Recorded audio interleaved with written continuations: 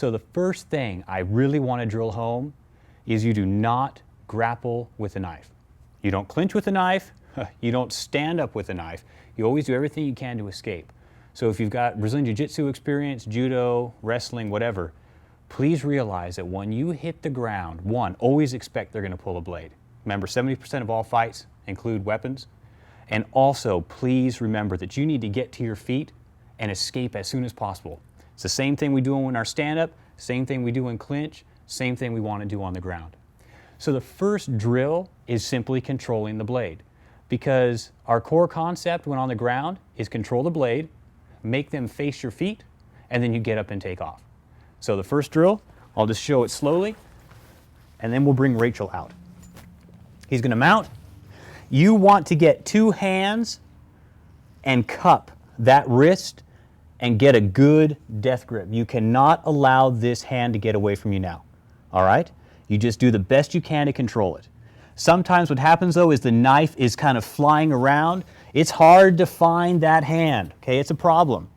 Reach one hand up, hit the delivery system, which will be the shoulder to the bicep, and then go for it. Just to repeat that, the hand is flying around, hit the delivery system, and then grab the knife.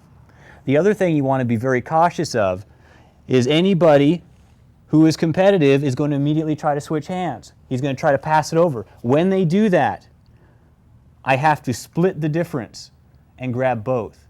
So we're going to do it slow. As he goes to switch hands, I split the difference and I grab both hands. I then can release this one and get my two-hand grip.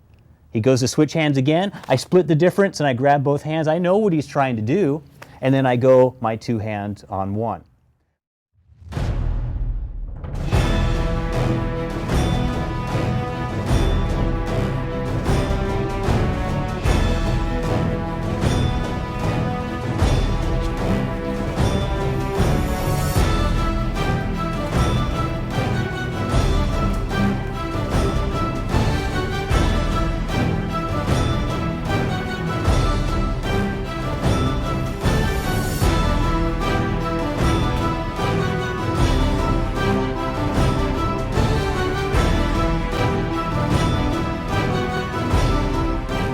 Okay, good.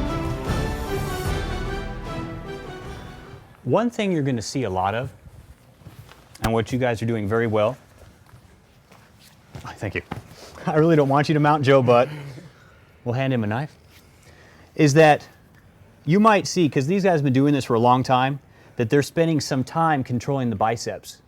That's perfectly acceptable too. I mean, that is a good option. And they're doing that because it's calculated risk.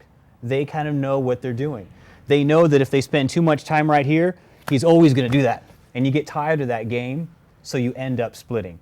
So there's two good techniques here. One is immediately get your two-hand control. The other technique is, again, like we mentioned, the delivery system. Because if I can keep both of these hands segregated, I will stand a good chance of keeping that blade from switching hands. Cool.